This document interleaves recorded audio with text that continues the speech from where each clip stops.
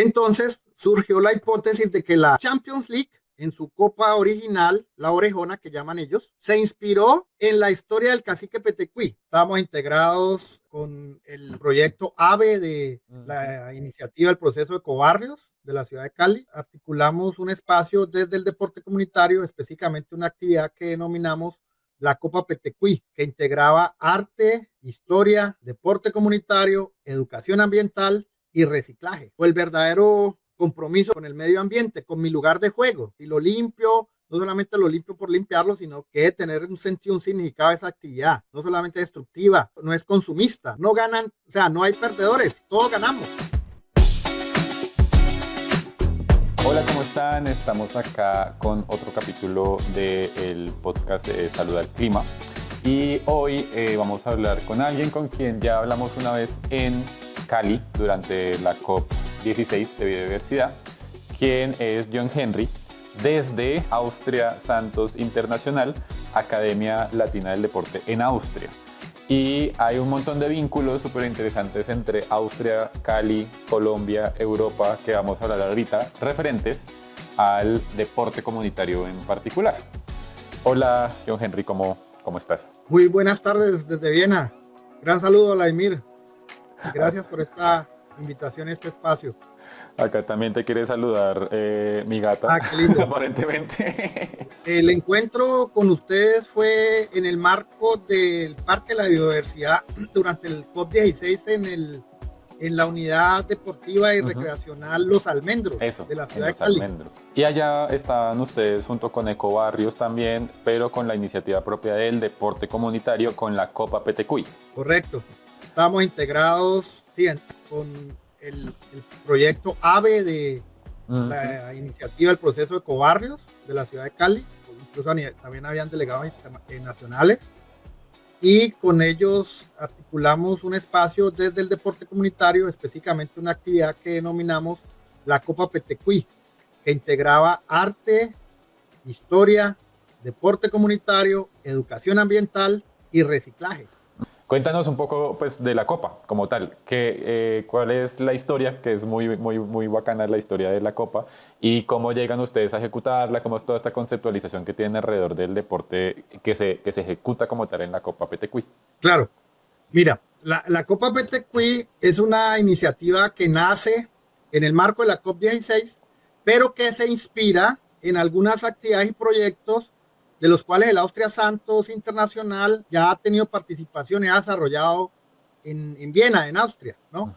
Uno de ellos, hasta hoy en día se mantiene el proyecto, se conoce como el programa de la Liga de los Parques. La Liga de los Parques es un programa que busca desde la pedagogía del deporte integrar elementos de componentes sociales en grupos de niños, ¿ya? No desde el formato del deporte tradicional, el fútbol tradicional, sino desde el formato del fútbol callejero. Esa iniciativa del Austria Santos buscó a través de un formato social pedagógico, ¿no?, integrar el fútbol, el deporte, con temas de inclusión e integración de migrantes. En ese momento histórico, eso fue para el año 2010, incluso ese programa recibió el reconocimiento de Premio Nacional de la Integración, otorgado por el Ministerio del Deporte austriaco y el secretario de Estado. Esa experiencia fue replicada incluso en varias ciudades europeas, en Hungría, en Budapest, Berlín, se hicieron algunas iniciativas, en Múnich hay una iniciativa, y han seguido, digamos, con diferentes nombres, la metodología difundiendo. Entonces, para nosotros fue una gran satisfacción haber, digamos, dado ese aporte. Dentro de las actividades de la Liga de los Parques había una interconexión muy interesante con unos programas de responsabilidad social de la UEFA, que es la instancia oficial del fútbol clásico tradicional organizativo, ¿no? Y nos invitaron a participar, a llevar una muestra a esta Liga de los Parques en algo que se conoce dentro del programa de la UEFA como el Tour de la Champions League, ¿no? El Tour de la Champions League consiste en exponer por diferentes ciudades europeas. Cuando vino a Viena, nosotros tuvimos la oportunidad de compartir en ese evento, que era mucho más grande, con una muestra de todos los niños de los barrios populares de Viena. Me has preguntado cómo nace la idea. Sí. Entonces, al llegar a Viena, dentro de los intercambios tanto académicos como deportivos que hicimos, nació la hipótesis. Nosotros estábamos en busca de una propuesta que reivindicara para nuestra participación en el COP16 y en Colombia, ¿no? Los aspectos culturales nuestros como colombianos, ¿no? Entonces surgió la hipótesis de que la Copa Petecuy, ¿no? O mejor, perdón, la Champions League en su copa original, la orejona que llaman ellos, ¿no? Se inspiró en la historia del cacique Petecuy. Cacique Petecuy habitó la región del Valle del Cauca, ¿cierto? Y dentro de las vicisitudes de la guerra y los conflictos con los españoles, ¿no? El cacique escondió a su hija más amada, Nanini, dentro de una vasija de barro. Esta vasija de barro, a través de los tiempos, ¿no? Por los intercambios buenos y malos que se han dado con Europa, llegó a un anticuario de Viena, ¿ya? Donde un conde austriaco, ¿no? La había dejado en la casa del Kaiser Franz Joseph como pago y tributo a una deuda que tenía con el imperio, ¿ya? Entonces, este comerciante, al abrir la vasija, ¿no? Que se había perdido de tiempos atrás, que venía de las tierras del cacique Petecuy, ¿no? Salió el espíritu de Nanini, y a partir de ese momento, ¿no? Eso fue más o menos por el año 1900, ¿no? Ese espíritu invadió, ¿no? A los organizadores del fútbol europeo para crear la Champions League, la orejona, ¿no? Entonces, la hipótesis de la leyenda del cacique Petecuy nos muestra de que la Champions League está inspirada en la Copa Petecuy. Propusimos crear una Copa Petecuy en físico, ¿no? A través de un artista caleño, ¿no? Andrés Oliveros, que más adelante les puedo hablar de él, ¿ya?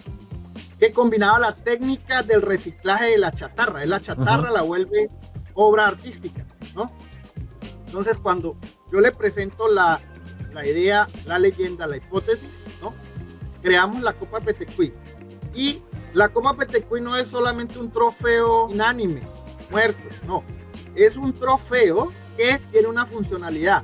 Por su tamaño, más de 1,90 de alto, sí, ¿no? Sí, es casi 1 metro de alto. Tiene una función de recolección de botellas plásticas PET, ¿no? Donde ya nos permitía articular no solamente la parte artística, sino la parte de educación ambiental, ¿ya? Si la UEFA tiene el Trophy Tour, el Tour de la Champions, pues nosotros decidimos que la Copa Petecuy también tuviera, digamos, como esa significación, pero ya a partir de los sectores educativos, hemos visitado escuelas, colegios, parques públicos, ¿ya? Para llevar no solamente el mensaje histórico, deportivo, sino ante todo llevar el mensaje de educación ambiental, el reciclaje. Entonces, pues eso nos permite, digamos, la leyenda nos da ese soporte literario inicialmente, pero hay serias intenciones de llevar a fondo la investigación, porque claro, sí hay muestras, digamos, en otras áreas de ese intercambio, ¿no? Entonces, realmente la autenticidad de dónde viene, ¿no? Si nos remitimos de manera rigurosa a la historia de las culturas de juego, de las culturas tradicionales, pues vemos que por cuestión cultural, geográfica y hasta biodiversa, ¿no?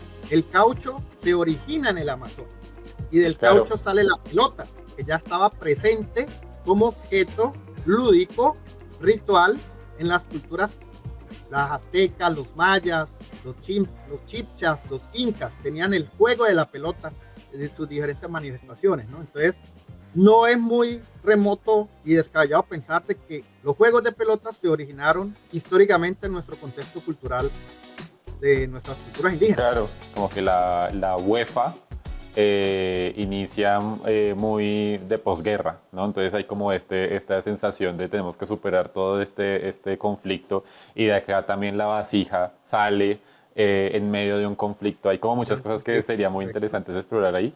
Pero bueno, sí. Esto que estábamos hablando al principio también de la COP y de ese contraste que se da entre estos dos modelos, ¿qué le aporta o en qué se diferencia el modelo deportivo de la Copa Petecuy al modelo deportivo de la UEFA? Claro. Mira, ya desde la esencia de carácter comunitario ya hay una amplia diferencia, ¿no? Entonces, es un evento, es un festival, ¿no? Porque serían, digamos, las denominaciones que tendríamos que empezar a concebir. Lo de Copa es por la figura, ¿ya? Claro. Pero el formato no es competitivo, ¿ya? El formato es integrativo, carácter no competitivo, digamos, el ganar a toda costa, ¿ya? Sino más bien los aspectos que se llaman las competencias sociales para hablar. Yo tengo formación también como profesor, ¿no? Es, cuando hablamos de la práctica pedagógica, también hablamos de una intencionalidad pedagógica, ¿no? ¿Qué valores, qué objetivos estamos buscando a través de ese proceso, ese hecho pedagógico, ¿no? Entonces, no es solamente alimentar los valores competitivos, que sabemos que en extremis a dónde nos lleva, ¿no? A ganar a toda costa, a romper las reglas, a infligir daño al otro, ¿no? Que eso, digamos, con solo modelos tradicionales. Entonces, desde ahí ya estamos marcando una diferencia. No quiere decir que no sea tampoco, es un espacio también para que destaque el talento, las habilidades, ¿no? Pero sobre la base, digamos, de la verdadera integración, ¿ya? O el verdadero compromiso con el medio ambiente, con mi lugar de juego. Si lo limpio, no solamente lo limpio por limpiarlo, sino que debe tener un sentido, un significado de esa actividad, ¿ya? No solamente destructiva, ¿no? Otra característica, pues, que no es consumista, ¿no? O sea, no es solamente, no ganan, o sea, no hay perdedores, todos ganamos, sería como el mensaje, ¿no? Todos ganamos, ¿no? Ganan nuestro entorno, ganan nuestros niños, ganan los padres de familia, ganan los profesores, ¿no? Es una actividad donde... Y que eso está muy de la mano con esta cuestión, este contraste también que hay, ¿no? Entre los rituales y estas prácticas más tradicionales, particularmente de la Abya Yala, de Latinoamérica en general, eh, en contraste con esa tradición competitiva de la que hablabas, digamos inclusive en la misma leyenda de Petecuy que la estuve hojeando en estos días, dice que él ganó el mandato sobre su pueblo en una carrera de obstáculos con otros y ahí demostró su liderazgo. Es decir, uno podría empezar a pensar, ¿será que la narrativa, porque hay varias versiones de ese relato? Entonces hay una versión de ese relato que es como, no, él era el más rápido, el más duro, el más salvaje y llegó de primeras, pero hay otro que responde más a la idea del liderazgo. Entonces si yo pienso en una carrera y pienso en un corredor, y pienso que el corredor va solo, pues no estaría tanto pensando en liderazgo. Entonces, de pronto hay algo en la narrativa también de cómo se interpretó ese relato de forma eurocéntrica, como una carrera de obstáculos del que más fuerte ganaba, mientras que seguramente la versión que es más de acá, más local, puede de pronto acercarse más a una idea de lo colaborativo. Él ganó la carrera porque ayudó a todos a llegar. Si no, no se me ocurre otra idea de liderazgo cuando lo plantean así. ¿Cómo lo ves ese contraste tú en este caso? Sí, mira, nosotros estamos muy permeados y en realidad estamos hablando como una hegemonía cultural, ¿no? Que se presenta en lo cultural, en lo socioeconómico y en lo político, ¿no? Partimos de concepciones eurocentristas, ¿no? Partimos de modelos eurocentristas. El deporte es una arena perfecta que muestra casi que de manera clara y directa cómo se ha afincado el eurocentrismo, ¿no? Cuando hablamos de deporte competitivo, ¿no? Ya eso tiene que ver con la revolución industrial, el surgimiento de la máquina de vapor, el surgimiento del capitalismo como sistema, ¿no? No gratuitamente en Inglaterra, la cuna del deporte moderno, la cuna del fútbol moderno, ¿cierto?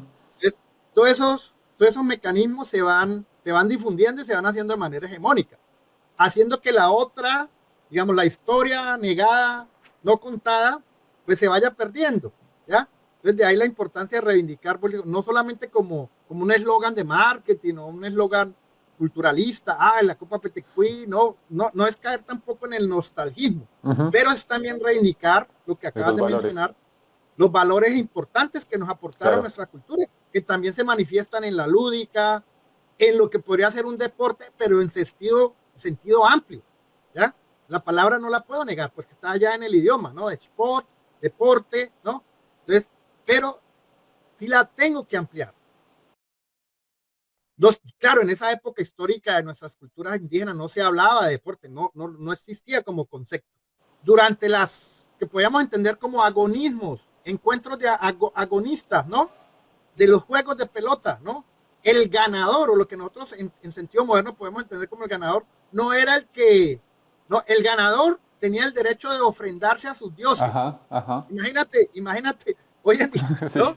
Sí. Es una entrega, digamos, había una falta de ego. Mucho más allá. Entonces, exacto. Eso es, digamos, digamos, vínculos importantes culturales se van perdiendo. Por ejemplo, para contextos como el nuestro en Latinoamérica, se van desdibujando, ¿no? Quizás los europeos, otros ejemplos socioculturales lo tienen más presentes. Me atrevo a mencionar ahí, por ejemplo, la tradición de las artes de marciales, ¿no? Está muy integrada a su identidad cultural, incluso a su patriotismo hoy en día, ¿no? Entonces, eso hace parte, ¿no? Los samuráis japoneses, ¿no? Era incluso, hasta hoy en día se reivindica el espíritu samurái. Y que hay una... Y que hay un paralelo, ¿no?, ahí bien interesante, y es como, claro, estamos hablando además de forma en el presente, que me gustaría cómo rescatas esto para ya el presente, porque evidentemente si alguien nos ve en este momento y dice, no, pero ¿cómo así están reivindicando que nos ofrezcamos a los dioses y hacer sacrificios humanos? No, claro. Pero sí estamos planteando, por ejemplo, me parece muy acertado esa comparación que haces, porque evidentemente la cultura de las artes marciales japonesa tampoco es que haya sido la menos... sangrienta, por decirlo de alguna manera. Nosotros tenemos nuestro propio pasado que carga con eso, pero es entender qué valores habían ahí, qué perspectiva había ahí, porque evidentemente sí hay una lectura del pasado que es muy eurocéntrica, y que nos hace entender eso solamente de la única manera que ellos lo entienden, que es como era una salvajada y fin. Y es como, güey, veamos nuestros pasados de todos, y si los vemos anacrónicamente, pues vamos a ver cosas con las que ya no estamos de acuerdo.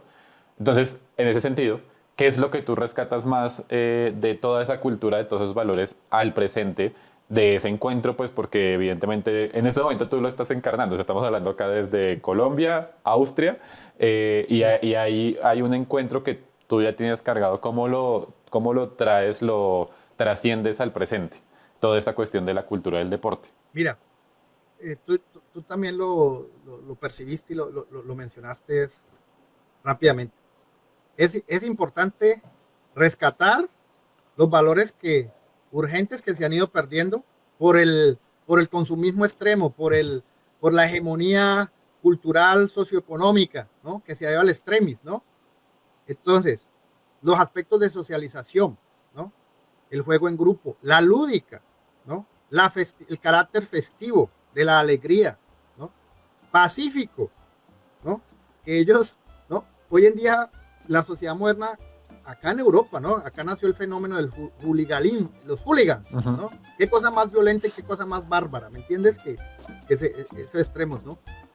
El simbolismo, la violencia simbólica expresada hasta ciertas prácticas y rituales, incluso competitivos, por ejemplo, el fútbol americano, ¿no?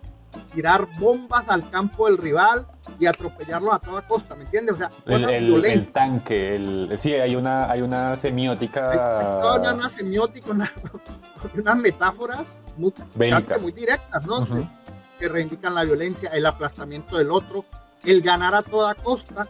En términos globales del deporte moderno también competitivo, el riesgo de la integridad de la salud con el doping, ¿entiendes? Todos esos extremos, ¿no?, es violencia total frente al individuo, frente al público, frente a la familia. Pero no olvides que ese modelo socioeconómico, moderno, capitalista, se fue afincando también con los desarrollos filosóficos. El ser humano lo empezamos a entender de manera dual. Nuestra mente separada de nuestro espíritu. Unas mentes muy perversas pueden tener un cuerpo muy bien formado y muy bien esbelto, y viceversa. ¿Sí me entiendes? No, ese cartesianismo nos ha partido. Somos integrales. No solamente las funciones del deporte, sino los motivos del deporte. Hacer deporte para jugar. La diversión es mi objetivo. No es ganar medallas, ni ir a los Juegos Olímpicos, ni ganar el premio mayor, ¿no? Me puedo reunir a jugar para cuidar mi salud. Exacto. La salud está en crisis, ¿no?, por nuestros hábitos, por nuestros estilos de vida. Ahí el deporte, no solamente entendido de manera amplia, sino también organizado y fomentado, porque también se requiere que el Estado, las organizaciones también inviertan en estos, que nosotros podemos llamar desde una perspectiva práctica, teórica, los modelos de deporte. Claro. Deporte mucho más amplio que el que nos presenta la FIFA, la UEFA, el Comité Olímpico, es mucho más amplio, ¿no? Ahí aparecen muchas contradicciones por ejemplo, con ese tema de los patrocinios del deporte, ¿no? Ahí Sí, sí, claro. está esta cultura eurocéntrica del deporte o la espectacularización del deporte desde FIFA, desde los grandes eventos deportivos, los olímpicos también entran ahí, Ujú. como ellos, digamos, alimentándose de alguna manera de cuerpos súper esbeltos, de gente que entrena y se alimenta muy bien, muy al detalle, casi que de laboratorio en algunos casos, pero los patrocinan en industrias de alimentos superprocesados, hiperprocesados. Ultraprocesados, Las azucarados, azucarados, exacto, todas esas licor, contradicciones. Ajá. cigarrillo. Sí, no, eso. Esas contradicciones hacen como evidente que algo ahí que falla. ¿Cuál es la propuesta dentro de la perspectiva del deporte comunitario de integrar eso? O sea, digamos, de superar esas contradicciones que en el otro entorno existen, en esta cómo funcionan. Sí, mira, tú acabas de mencionar un tema muy importante. Desde el punto de vista práctico, organizacional, entonces se requiere el fomento y la promoción de prácticas abiertas, inclusivas, ¿no? Ujú. De otras motivaciones frente al deporte, ¿no? Ya lo Sí. hablamos, frente a la salud, frente a la naturaleza, los deportes acuáticos, pero vuelvo y repito, no en los formatos competitivos, Ujú. ¿no? Sino de respeto al medio ambiente, las caminatas, el senderismo, ¿ya? Esas nuevas prácticas que nos puedan traer mayor armonía, ¿no? Y frente a las cuales tengamos mayor respeto con nuestros entornos, ¿ya? Nuestro estilo de vida, educarnos también desde las edades tempranas, eso es una tarea de la escuela, una tarea de los clubes, entendido en sentido amplio. Los clubes deportivos deberían enseñar a los niños a no solamente a jugar o a patear técnicamente un balón, sino a alimentarse sanamente en su estilo de vida, a comer verduras, a comer frutas, ¿no? No las bebidas azucaradas. Todo eso son tareas sociales y retos sociales que tendría que tener los clubes deportivos, las escuelas, ¿no? Y no solamente pues la práctica en sí, el sudor, ¿me entiendes? Porque en la Ujú. medida que vamos creando nuevos deportistas de manera integral, nuevos ciudadanos, ¿no?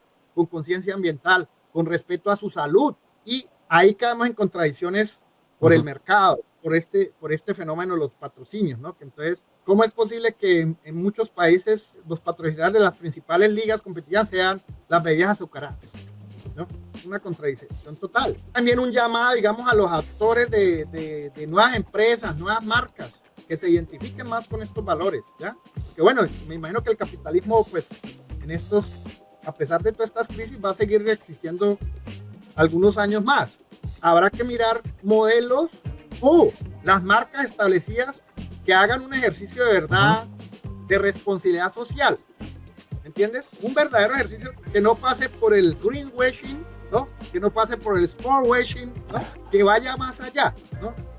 Es algo, es algo político, pero es urgente, ¿no? Porque pues Que no se quede en la propaganda, sino que que la sea coherencia los coherente, que lleve sea a la... consecuente, regulaciones, Sí. bueno, hoy en día con estos fenómenos globales de crisis del Estado, de monte del Estado, estamos yendo, bueno, Pero caminos, estímulos que lleven a estos poderes, claro, a esta gente que tiene esta capacidad de acción a influir positivamente en la resignificación de estos valores de los que estamos hablando, claro. del cuidado mutuo, de la salud individual y colectiva.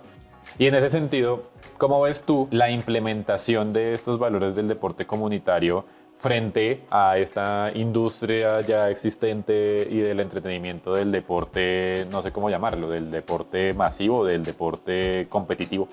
¿Cómo lo ves tú para llegar y hacer realidad que este tipo de prácticas se popularicen, empiezan a crecer dentro de las distintas sociedades? Bueno, inicialmente pienso que es muy importante que la sociedad civil, ¿no? Ujú. Se empiece a apropiar, digamos, de estas metodologías y de estos conceptos, ¿no? Que han estado ahí, hay que visibilizarlos, hay que organizarse, hay que llevar propuestas, ¿no? Para poder, digamos, comprometer a los actores a los sectores de toma de decisiones, ¿no? Por eso es muy interesante la oportunidad que tuvimos de articularnos a la estrategia de ecobarrios, ¿ya? Digamos, ellos nos dijeron a nosotros, ellos tienen sus diferentes. Sí. ¿Cuándo puede ser un ecobarrio? A mí me gusta mucho el concepto de Ujú. barrio, ¿cierto? Porque ahí es, digamos, nace los procesos organizativos, ¿no? Nacen estos cambios, ¿no? En la medida que vamos haciendo nuestras prácticas medioambientales, ¿no? El reciclaje, el compostaje, ¿no? Desde casa, el estilo de vida, alimentarme sanamente, ¿no? Tal cual. No consumir la comida chatarra, ¿cierto? Todo eso empieza desde casa, empieza desde el barrio. Entonces, yo hago pienso que ahí puede haber una clave para que estos modelos puedan afianzarse, ¿no? Mira que fue interesante, te lo cuento como anécdota, pero creo que por ahí podrían ir como las claves también de empezar a visibilizar, digamos, formas de impacto muy positivo, ¿ya? Y conocí una iniciativa que ya tiene varios años, de un torneo bajo el formato de fútbol competitivo tradicional, ¿no? En la zona rural, ¿cierto?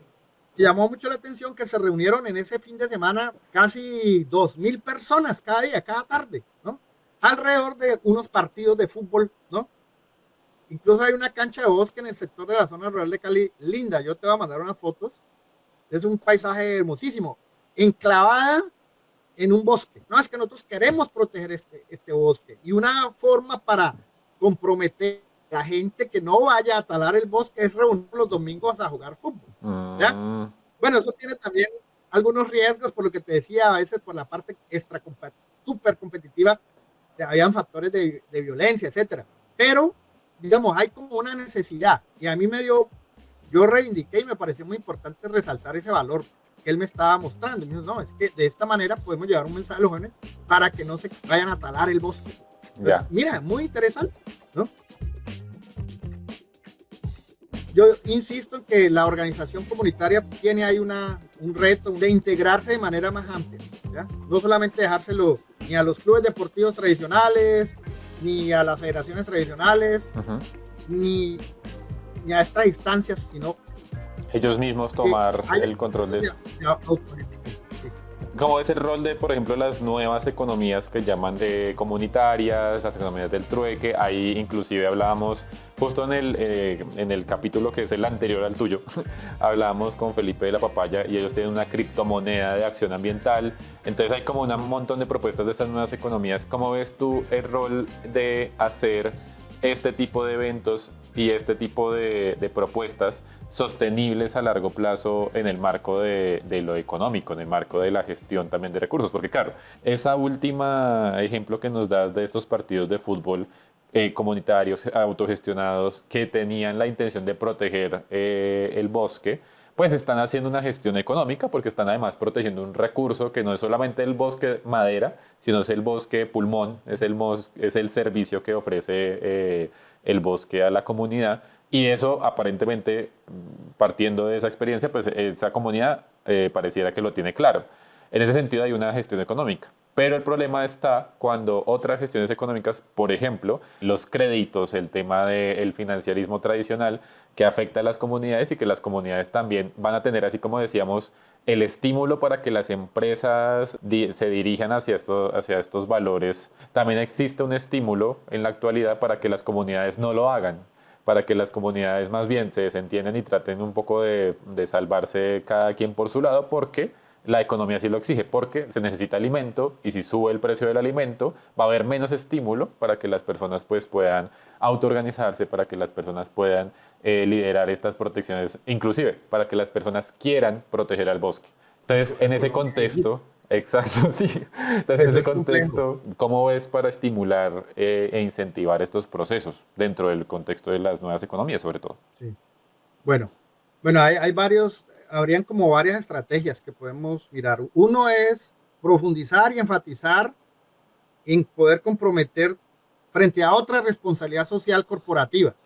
Se puede ganar dinero sin dañar la salud de la gente. Sin incoherencias. O mermando los impactos negativos, porque toda acción humana ya genera un impacto. Entonces, busquemos cómo amortiguar desde una responsabilidad social corporativa, ¿no? Sostenibilidad, ¿no? Esa sería una. Yo pienso que ahí incluso conozco algunos proyectos en este momento que han avanzado paradójicamente en un sector para el caso del Valle del Cauca complejo, ¿no? Y es el compromiso social histórico del sector empresarial azucarero. Hay unas iniciativas, que las puedo referenciar, de una de esas empresas que está promoviendo un modelo de deporte amplio. Ok. Que pasa por la formación de liderazgos comunitarios, que pasa por compromiso de impacto en la escuela y colegio de su entorno geográfico, ¿cierto? Pasa por la promoción de festivales deportivos que integran el tema de nutrición, estilo de vida y lúdica, recreativa, regenerativa. ¿Entiendes? Muy interesante, ¿ya?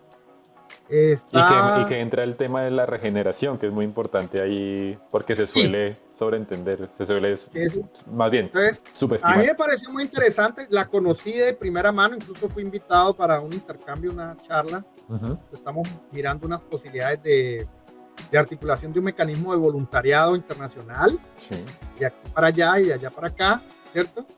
Y repito, hay una empresa del sector azucarero que se está comprometiendo, en términos de recursos y en términos de promoción de esa gestión. Me llamó mucho la atención, a diferencia porque justamente ese sector ha estado como muy comprometido, por ejemplo, para el caso de Colombia, ¿no? Sabemos quiénes son los principales patrocinadores de las ligas, casi que de todas las ligas, ¿no? Y todos los eventos, macroeventos de deporte, espectáculo competitivo, ¿no? Digo las marcas, pues, para, ¿no? No nos patrocinan, no nos están patrocinando. Mientras no nos patrocinen.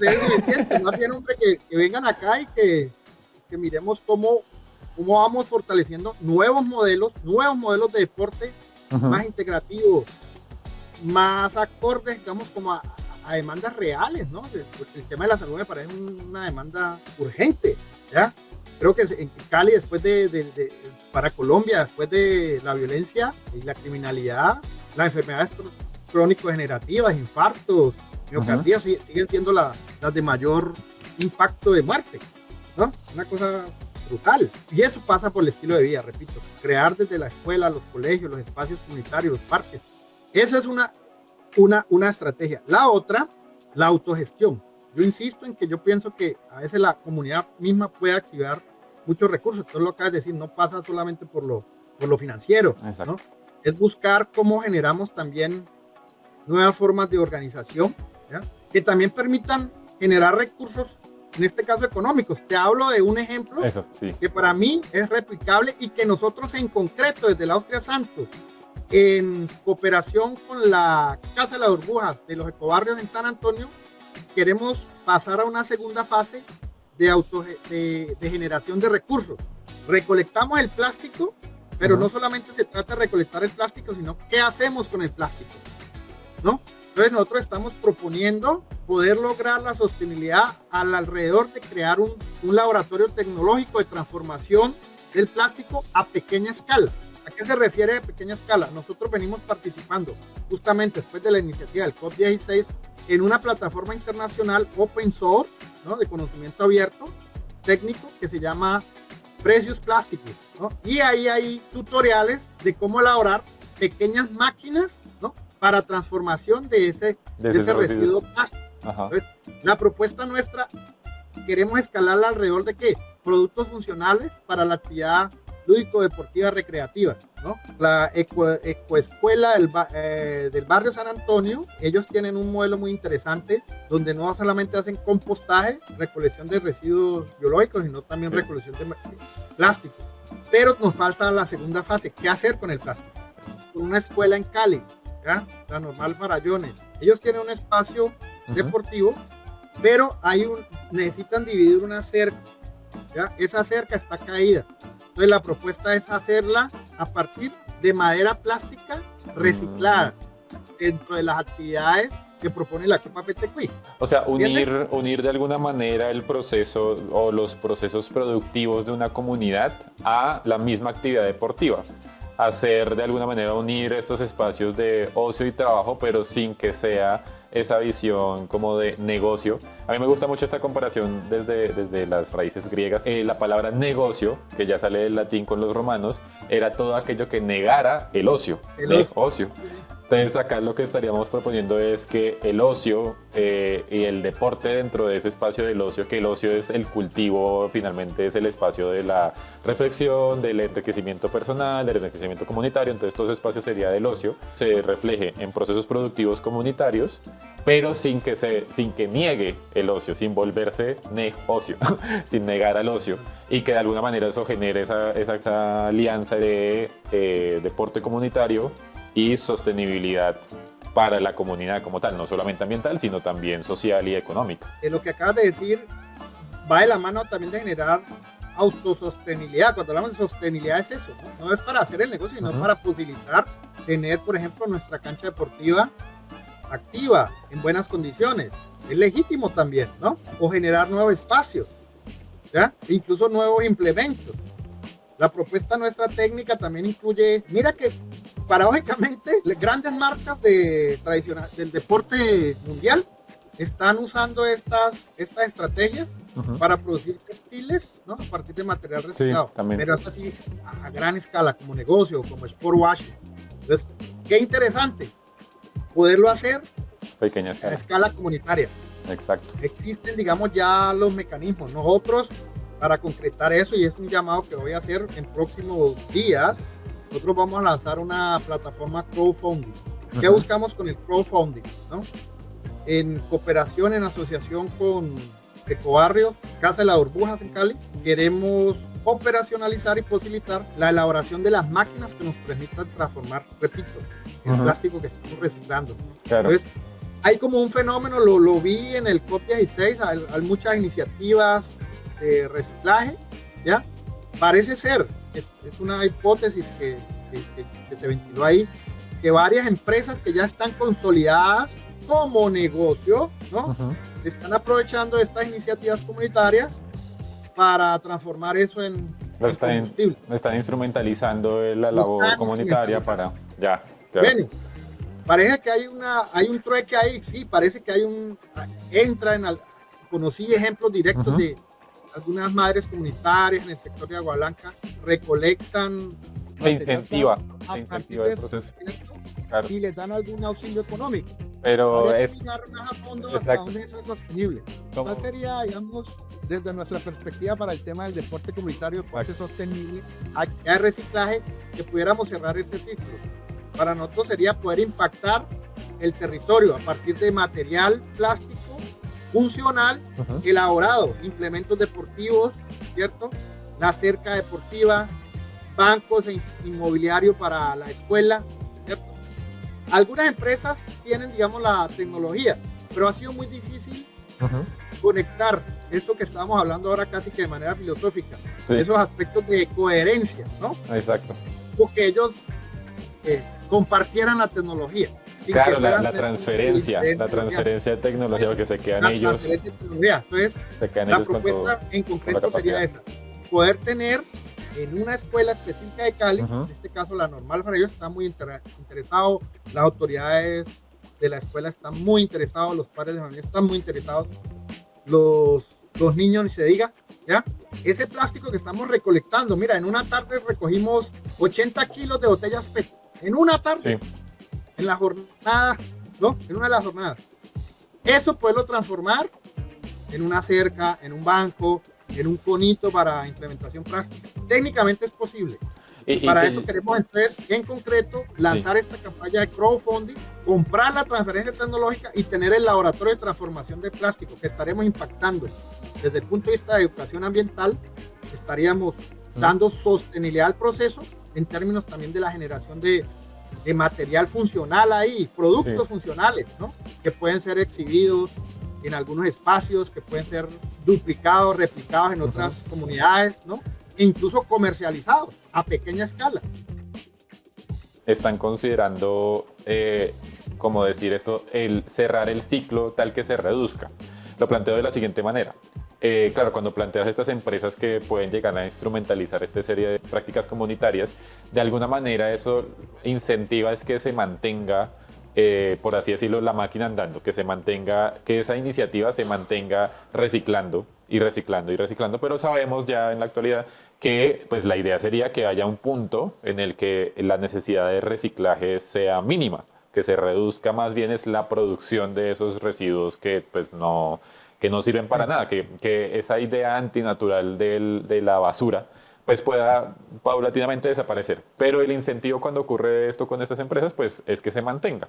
Entonces, quisiera preguntarte si lo han considerado y si no, ¿cómo lo ves dentro de este crowdfunding? Ese cierre de ese círculo, como que, ok, tenemos este crowdfunding para fomentar toda esta práctica que termina en una recolección y reutilización de este material, pero aborda esta área de reducir que eventualmente no se tenga que volver a reciclar. Bueno, mira, el problema es tan complejo, Vladimir, que mira, las cifras son alarmantes. En este momento no las tengo uno a uno presentes, pero hay estudios que muestran de que, mejor dicho, estamos inundados de plástico y la cosa no parece, a escala global, no parece reducirse, muy, muy esperanzadora. ¿Por qué? Porque ni los grandes actores globales mundiales, los más grandes, no se han puesto de acuerdo.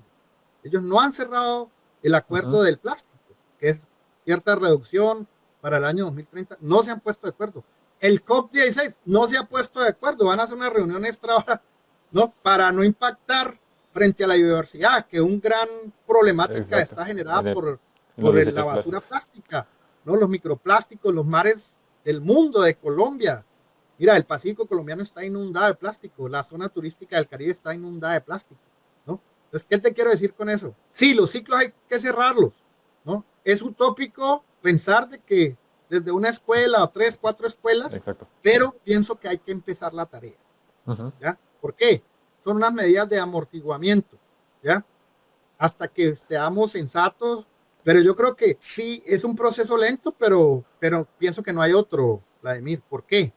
Lo que acabas de decir, es también ir induciendo a las nuevas generaciones a no consumir, ¿ya? A no consumir el plástico. Quizás entonces una botella que se puede reciclar, no sé, creo que son 7 veces, técnicamente, no sé, más refresco, más veneno azucarado, otra vez en botella, no, preferiblemente, si me preguntas a mí éticamente, prefiero volverlo una canchita de fútbol o un pequeño bonito, ¿no? Que quizás me va a demorar más en reciclarlo, pero que técnicamente también se puede volver a reciclar, ¿ya? La tecnología ya está. Para hablarte solo un caso de aquí de Viena, son varios sistemas, ¿no? Que tendrían que entrar a coordinarse, ¿ya? Viena es una de las ciudades con menor generación de humo, residuos al aire, y ellos han creado un sistema muy interesante de reciclaje del material plástico, ¿no? A partir de una caldera muy grande que tienen aquí en la ciudad, que genera gran porcentaje, si no casi todo, el porcentaje de energía que se necesita para el sistema de calefacción, tanto privada como oficial, ¿ya? Sin dar residuos al aire, ¿no? Entonces ellos lo queman, pero entonces ya es como una tecnología mucho más... Lo queman, lo capturan y... Tendría que ir de la mano, ¿no? Yo no sé, Colombia... De alguna manera, para entender esta respuesta y ya ir con la última, es en la capacidad de los procesos comunitarios, en la capacidad que tú has visto, esta es la acción que podemos hacer y definitivamente necesitamos es una construcción a mayor gran escala de unos sistemas que puedan ahí sí decir, no se produce más esto, no se produce más así, y ahí sí llegar, digamos, lo que planteabas, que un estado, como Austria en este caso, plantee, vamos a hacer una planta de tratamiento, es algo que se supera la escala comunitaria de alguna manera en este momento. Y mientras tanto, ir ampliando esa cultura que de aquí a un tiempo permita que eso, a como de lugar, exista o no exista voluntad, se vaya reduciendo, porque ahí sí ya viene la capacidad comunitaria de toda la gente en conjunto. Si cambia las prácticas, pues algo va a afectar de ese proceso que estamos sufriendo. Sí, va por ahí. Así interpreto yo tu respuesta. Claro.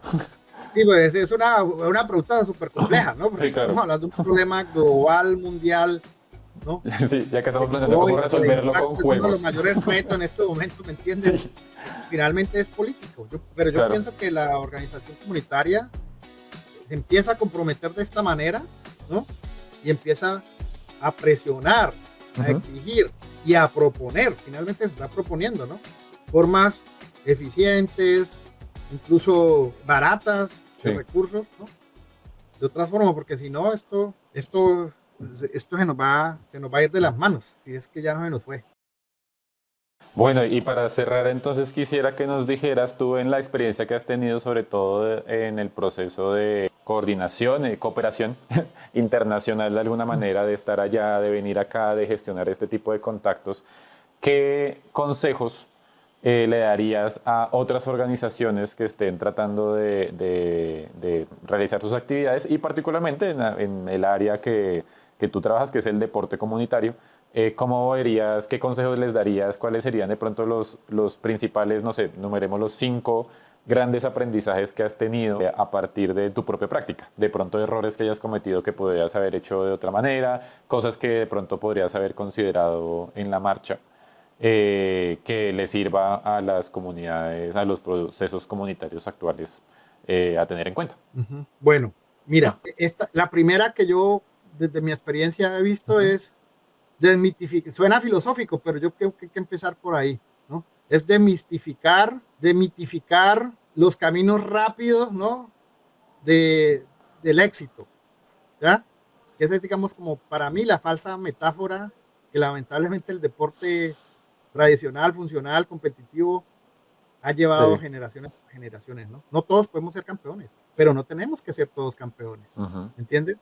No todos nos vamos a tapar de plata siendo futbolistas. Tú le preguntas, hay una encuesta, mira, muy interesante de las Naciones Unidas, la UNESCO específicamente para el caso de América Latina, un estudio que hicieron en Brasil, de 1,000 niños que se inscribieron a una escuela de fútbol, ¿ya? Solamente uno llegaba a firmar un contrato profesional, ¿no? ¿Qué pasa con 999 sueños, ilusiones, ¿no? Frustradas?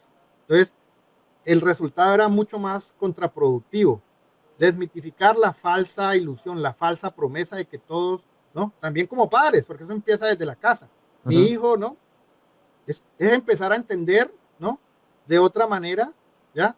En caso de que haya talento, pues sí, el talento hay que promoverlo, desarrollarlo, pero no bajo la esperanza de que no es un tema estructural social. Sí. Desmitificar esas metáforas, ¿no? Esas ilusiones, esas falsas ilusiones.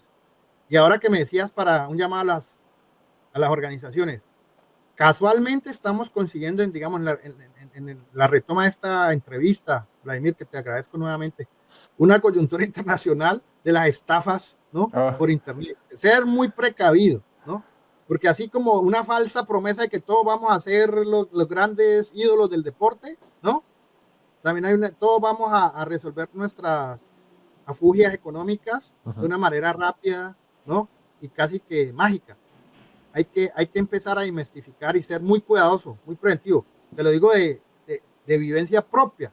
Recientemente recibimos un mensaje email para invitarnos a participar de una plataforma crowdfunding y recibir unos fondos internacionales, pero investigando nos dimos cuenta de que no, de que son invitaciones de falsas organizaciones, gente que se hace pasar. Entonces están jugando con la buena voluntad de las organizaciones sociales, con la ilusión y con el interés de las organizaciones sociales, que me parece algo gravísimo. Ya en otras bestialidades de las criptomonedas, estafas y que se prestan. Bueno, ese es allá ese circo mafioso, ¿entiendes? Pero que ya se estén somos vulnerables, lo que te digo, hay que estar muy atentos.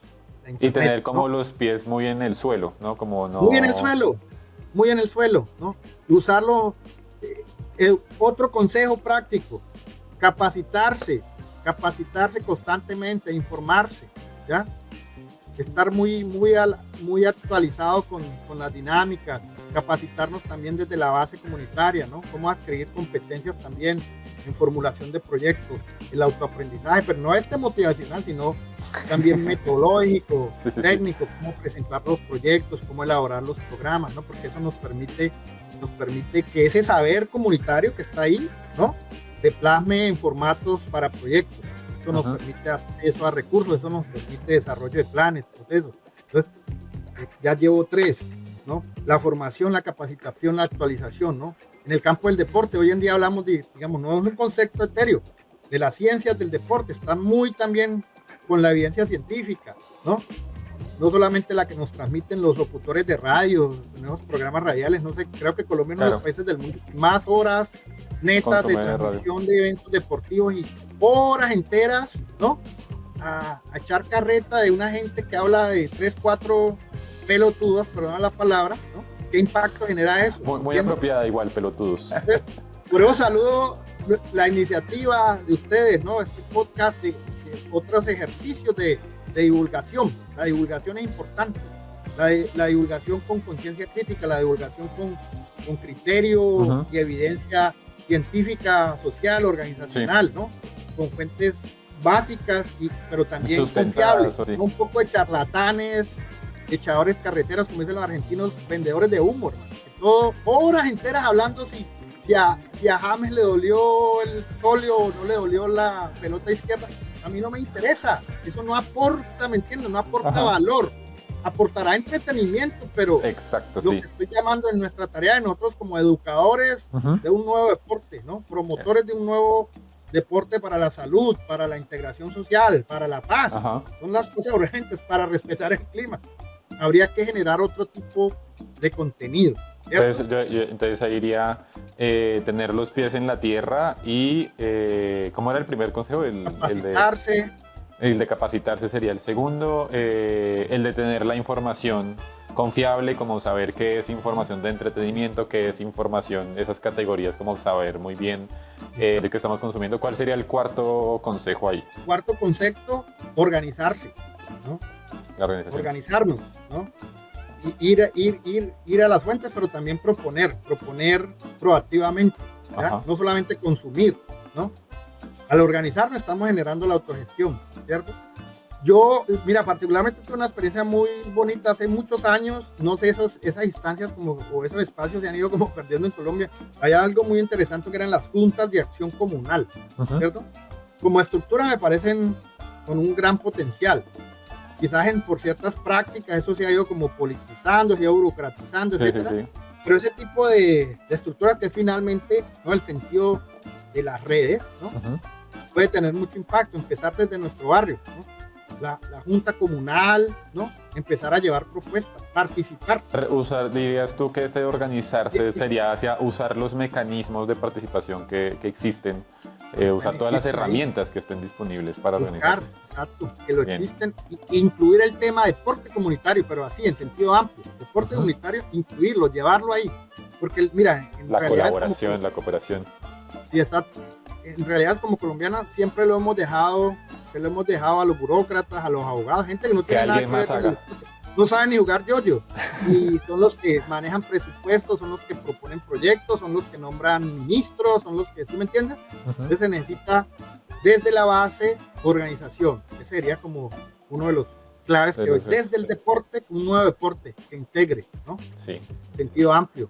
Que vamos por la salud. Y el quinto y último consejo, así que tú digas importante. Pues suena cliché, pero yo también vengo de la academia, tengo un máster en sociología del deporte, pero había un autor que me parecía muy interesante, pero que eso yo creo que funciona mucho, ¿no? La famosa máxima local, pensar globalmente, pero actuar localmente, ¿ya? Entonces estar como muy atentos a la globalidad, ¿no? Claro. Y ahora en estos tiempos tan inciertos, ¿no? Porque no somos rueda aislada, ¿ya? Pero localmente prepararnos, asociarnos, ¿no? Proponer, ¿cierto? Estar la globalidad que está pasando. Bueno, ahora mencionaste muy rápidamente un aspecto que estoy en crisis. Yo estoy viendo acá unos debates que se empezaron a dar desde lo político, pero que va a impactar fuertemente sobre políticas, por ejemplo, de cooperación internacional. La Agencia Norteamericana de Cooperación Internacional cerró, ya no va a tener más recursos. Y parece que varios países del denominado norte global van a hacer lo mismo. Entonces, eso no es, yo no lo hago como pérdida, yo lo hago como reto. Entonces, con mayor razón, empezar a pensar globalmente y cómo vamos a articular estas nuevas dinámicas, ¿no? El famoso sur global, ¿no? Empezar, ¿no? Que el mundo no se nos acaba ni en el barrio San Antonio, ni en la comunidad de Agua Blanca en Cali, ni en el distrito 10 de Viena, no, globalmente, ¿no? Pero pensar cómo desde nuestra localidad, nuestra comunidad podemos impactar, podemos comprometernos, podemos aportar. Sería como Entonces serían 5 consejos que podríamos resumir como tener los pies en la tierra, trabajar desde las capacidades que ya existen y todo este tema de las ilusiones de no caer en esta idea del éxito fácil.